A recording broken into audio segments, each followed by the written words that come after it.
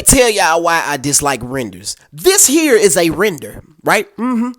Now, this is what would have been if we got a rear-wheel drive Malibu instead of a front-wheel drive. In some alternate dimension where T-Pain is a lawyer, rear-wheel drive Malibus exist, more than likely. We're talking about LS9 powered family sedans.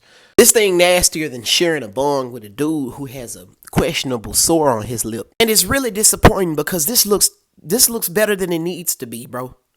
This looks better than it needs to be. This looks like a CTSV competitor. This thing nastier than two grandmas with double F titties playing hopscotch in the cold. This thing nastier than a male strip club during tax season. This would have been the perfect competitor to the Hellcat Charger. Oh no, bro. Like if GM makes this, if they ever decided to build this and listen to the people, they need to throw that LT7 under the hood of it. That twin turbo 5.5 flat plane crank from the ZL1 needs to go under the hood of this. And behind it now, need to be two transmission options, either an 8-speed or a 10-speed.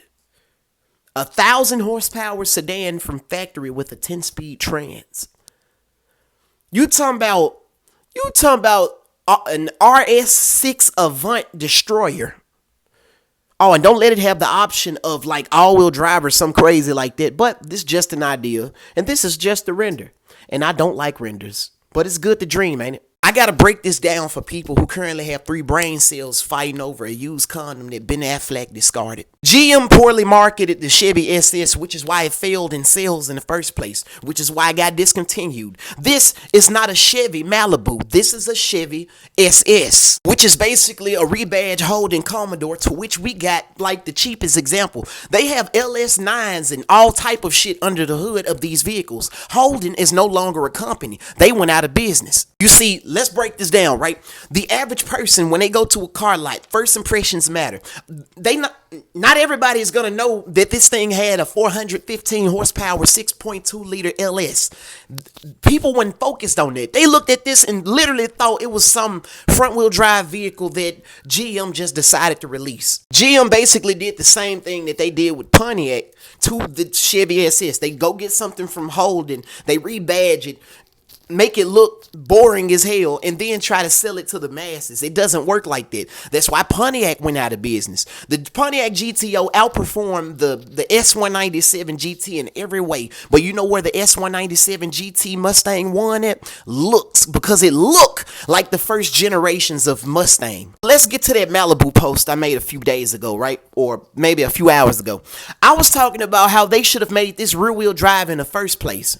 That big-ass sedan that was completely unnecessary because they already had the front-wheel drive Impala. So this was fucking irrelevant. They should have just went ahead and made this rear-wheel drive in the first place. Would have been a nice CTSV competitor. Would have been a nice Hellcat competitor. But GM being GM, they don't, not just them, but all these car companies build vehicles for their fucking shareholders. And then when they start going down, now everybody want to jump ship.